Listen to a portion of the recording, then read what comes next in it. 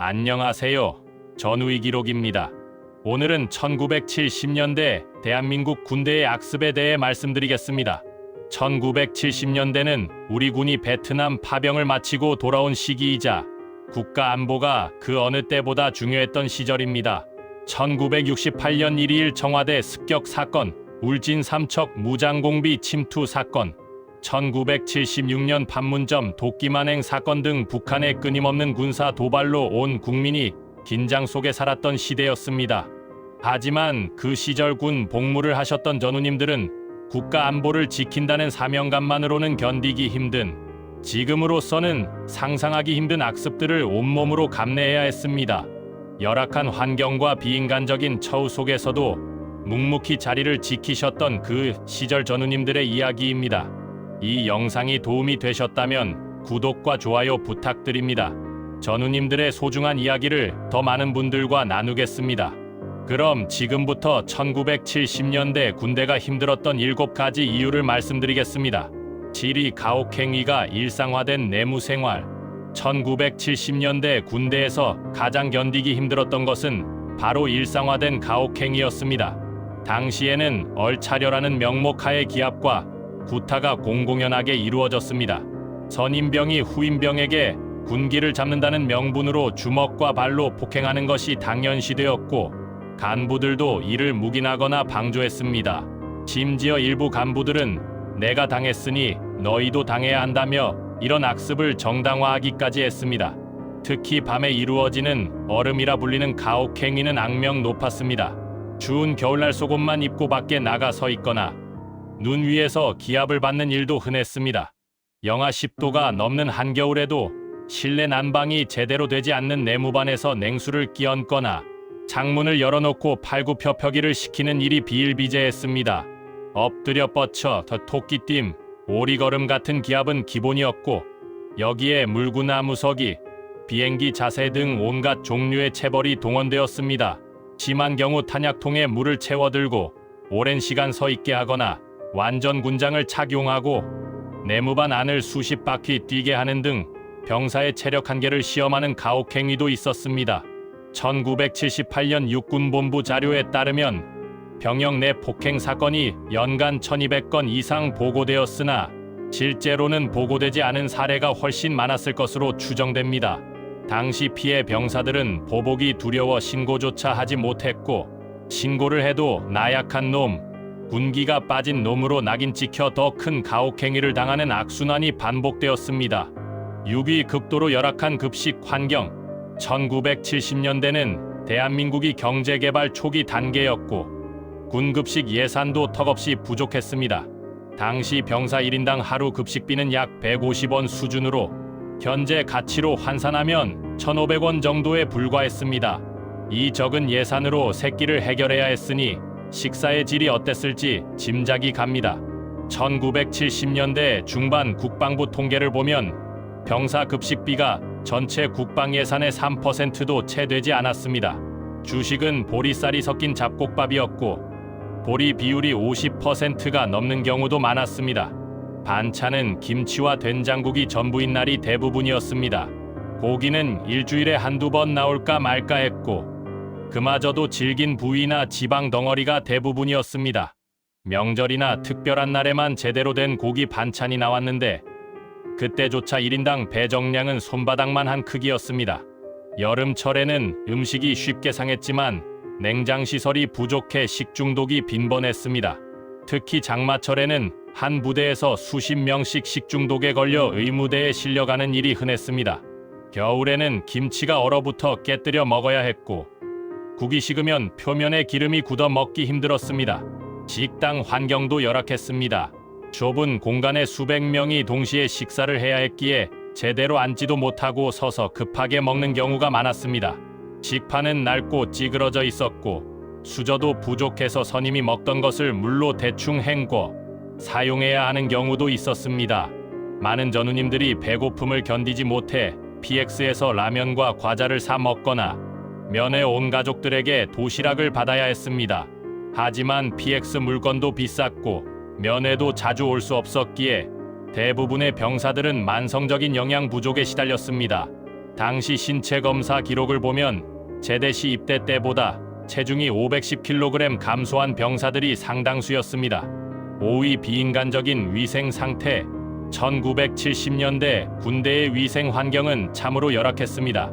내무반 화장실은 대부분 재래식 변소였고 수십 명이 함께 사용하다 보니 악취와 벌레가 극성이었습니다. 변기는 구멍만 뚫린 형태였고 칸막이도 제대로 없어 사생활이라고는 찾아볼 수 없었습니다. 여름에는 구더기와 파리가 들끓었고 겨울에는 배설물이 얼어붙어 처리가 더욱 힘들었습니다. 재래식 변소는 정기적으로 분뇨를 퍼내야 했는데 이 작업이 병사들에게 가장 기피되는 작업 중 하나였습니다. 고무장갑도 제대로 지급되지 않아 맨손으로 작업해야 하는 경우도 있었고 작업 후에도 씻을 물이나 비누가 부족해 며칠간 악취에 시달려야 했습니다. 세면장도 부족해 아침마다 세면대 앞에서 긴 줄을 서야 했고 겨울에는 수도가 얼어붙어 차디찬 물로 세수해야 하는 경우도 많았습니다. 온수는 꿈도 꿀 수 없었고 추운 날씨에도 냉수로 세면과 면도를 해야 했습니다. 면도날도 제대로 지급되지 않아 무뎌진 면도날로 며칠씩 사용하다 보니 피부가 상하고 염증이 생기는 일이 잦았습니다. 목욕은 일주일에 한 번 정도만 가능했고 그마저도 제대로 된 온수가 나오지 않는 경우가 많았습니다. 목욕탕도 좁아서 제대로 씻기 힘들었고 비누와 수건도 개인이 준비해야 했습니다. 여름철에는 땀과 먼지로 온몸이 끈적거려도 씻지 못해 피부병이 자주 발생했습니다. 백선 같은 전염성 피부병이 내무반 전체로 퍼지는 일도 흔했습니다. 의무시설도 열악했습니다. 의무대는 있었지만 의약품과 장비가 부족해 제대로 된 치료를 받기 어려웠습니다. 군의관도 부족해 간호병이 응급처치를 하는 경우가 많았고 심각한 질병이나 부상도 며칠 쉬면 낫는다며 방치되는 경우가 많았습니다. 1970년대 중반 국방부 통계에 따르면 피부병 환자가 전체 병사의 20% 이상이었고 위장병 환자도 30%를 넘었습니다. 하지만 이는 의무대에 신고된 숫자일 뿐 실제로는 대부분의 병사들이 크고 작은 질병에 시달리면서도 참고 견뎠습니다. 4위 가혹한 훈련과 안전불감증. 1970년대는 북한의 군사적 위협이 극심했던 시기입니다. 1968년 1.2일 청와대 습격 사건과 울진 삼척 무장공비 침투 사건 이후 군 훈련 강도가 급격히 높아졌습니다. 1969년 닉슨 독트린 발표 이후 주한미군 감축이 시작되면서 우리 군의 자체 전투력 강화가 절실했던 시기이기도 했습니다. 하지만 훈련 강도만 높았을 뿐 안전관리는 형편없었습니다. 실탄 사격 훈련 중 오발 사고나 유탄 사고가 빈번했고 행군 중 낙오자가 발생해도 제대로 된 후속 조치가 이루어지지 않았습니다. 야간 행군 중 낙오한 병사가 길을 잃고 며칠간 산속을 헤매다 발견되는 일도 있었지만 이마저도 정신력이 약해서라는 식으로 치부되었습니다. 특히 화생방 훈련에서는 실제 최루가스를 사용했는데 방독면을 벗고 견디는 훈련 과정에서 호흡곤란으로 쓰러지는 병사들이 속출했습니다. 가스실에 들어가 방독면을 벗고 군번, 이름, 소속을 외치게 하는 훈련은 많은 병사들에게 트라우마로 남았습니다. 전식이나 호흡기 질환이 있는 병사들도 예외 없이 이 훈련을 받아야 했고 심한 경우 의식을 잃는 일도 있었습니다. 혹한기 훈련에서는 동상 환자가 속출했지만 정신력으로 버텨라는 식의 대응이 일반적이었습니다. 영하 20도가 넘는 추위에도 여름 전투복만 입고 훈련하는 경우가 있었고 동상으로 손가락이나 발가락을 잃는 병사들도 있었습니다. 하지만 이런 사고들은 대부분 훈련 중 불가피한 부상으로 처리되었고 제대로 된 보상도 이루어지지 않았습니다. 산악훈련이나 극기훈련도 위험천만했습니다. 안전장비도 제대로 갖추지 않은 채 절벽을 오르내리게 하거나 밧줄 하나에 의지해 계곡을 건너게 하는 훈련에서 추락 사고가 빈번했습니다. 1970년대 중반에는 한 부대에서 극기훈련 중 밧줄이 끊어져 5명의 병사가 동시에 추락해 사망하는 대형 사고도 발생했습니다. 1970년대 중반 국방부 자료를 보면 연간 훈련 중 사망자가 100명 이상, 중상자가 500명 이상 발생했습니다. 이는 보고된 숫자일 뿐 실제로는 더 많았을 것입니다. 많은 사고들이 개인 부주의나 불가항력적 사고로 처리되면서 은폐되었기 때문입니다. 3위 극단적인 사생활 침해. 1970년대 군대에서는 사생활이라는 개념 자체가 존재하지 않았습니다. 편지 검열은 일상적이었습니다. 모든 편지는 간부나 선임병이 먼저 읽고 검열한 후에야 본인에게 전달되었습니다. 가족이나 연인에게 쓴 사적인 내용까지 타인에게 공개되는 굴욕을 견뎌야 했고, 내용이 마음에 들지 않으면 편지를 찢어버리거나 얼차려를 주는 경우도 있었습니다. 특히 연인에게 보내는 편지는 더욱 철저히 검열되었습니다. 보고 싶다, 사랑한다 같은 표현을 쓰면 군기가 빠졌다며 질책을 받았고, 편지를 다시 쓰게 하거나 아예 발송을 금지하는 경우도 있었습니다. 심지어 일부 악질적인 선임병들은 후임병의 편지 내용을 내무반에서 낭독하며 조롱하기도 했습니다. 받는 편지도 검열 대상이었습니다. 가족이나 연인이 보낸 편지도 먼저 간부가 개봉해 읽은 후 전달되었고, 내용에 따라서는 아예 전달하지 않는 경우도 있었습니다. 1970년대 중반 한 병사는 어머니의 위독 소식을 담은 편지를 간부가 숨겨 임종을 지키지 못한 사례도 있었습니다. 외출과 휴가도 극도로 제한적이었습니다. 2등병과 1병 시절에는 외출 자체가 거의 불가능했고, 상병이 되어도 한 달에 한두 번 정도만 외출이 허락되었습니다. 외출 시간도 오전 9시부터 오후 6시까지로 제한되어 있어 실질적으로 집에 다녀오기도 힘들었습니다. 휴가는 1년에 5일 정도에 불과했고, 그마저도 농번기나 부대 사정에 따라 취소되는 경우가 많았습니다. 휴가를 가려면 여러 단계의 승인을 받아야 했고, 선임병이나 간부의 눈밖에 나면 휴가 신청 자체가 거부되었습니다. 심지어 휴가를 다녀온 후에는 휴가 갔다 와서 군기가 빠졌다며 더 가혹한 기합을 받는 악습도 있었습니다. 면회도 자유롭지 않았습니다. 지정된 면회 시간과 장소에서만 가능했고, 면회 내용을 옆에서 감시하는 경우도 있었습니다. 면회 온 가족이나 연인과 나누는 대화조차 자유롭지 못했고, 정해진 시간이 되면 무조건 헤어져야 했습니다. 면회 시설도 열악해서 추운 겨울이나 더운 여름에도 실외에서 면회를 해야 하는 경우가 많았습니다. 2위 착취와 부조리가 만연한 보급체계. 1970년대 군대의 보급체계는 착취와 부조리로 얼룩져 있었습니다. 군복과 군장은 신병 입대 시 지급되지만 품질이 형편없었습니다. 군복은 헐렁하거나 작아서 맞지 않았고, 천이 얇고 거칠어 피부가 쓸리고 가려움증이 생겼습니다. 전투화는 며칠만 신으면 밑창이 닳거나 갈라졌고, 크기도 맞지 않아 발에 물집이 생기는 일이 흔했습니다. 하지만 재지급은 거의 불가능했고, 본인이 PX에서 사거나 집에서 보내달라고 해야 했습니다. 겨울 방한복도 부족해서 추운 겨울에도 여름 전투복에 점퍼 하나만 걸치고 근무하는 경우가 많았습니다. 방한모와 방한화도 제대로 지급되지 않아 귀와 손발이 동상에 걸리는 병사들이 속출했습니다. 내무반 난방도 제대로 되지 않아 밤에는 담요를 여러 겹 덮어도 추위에 떨어야 했습니다. 더 큰 문제는 보급품 횡령이었습니다. 부대에 지급된 피복이나 식자재를 간부들이 빼돌려 민간에 파는 일이 비일비재했습니다. 병사들에게 지급되어야 할 신품, 군복과 전투화가 간부들의 주머니로 들어가고, 병사들은 낡고 해진 물건을 물려받아 사용해야 했습니다. 1970년대 후반 감사원 감사 결과 전국 군부대의 30% 이상에서 보급품 횡령이 적발되었습니다.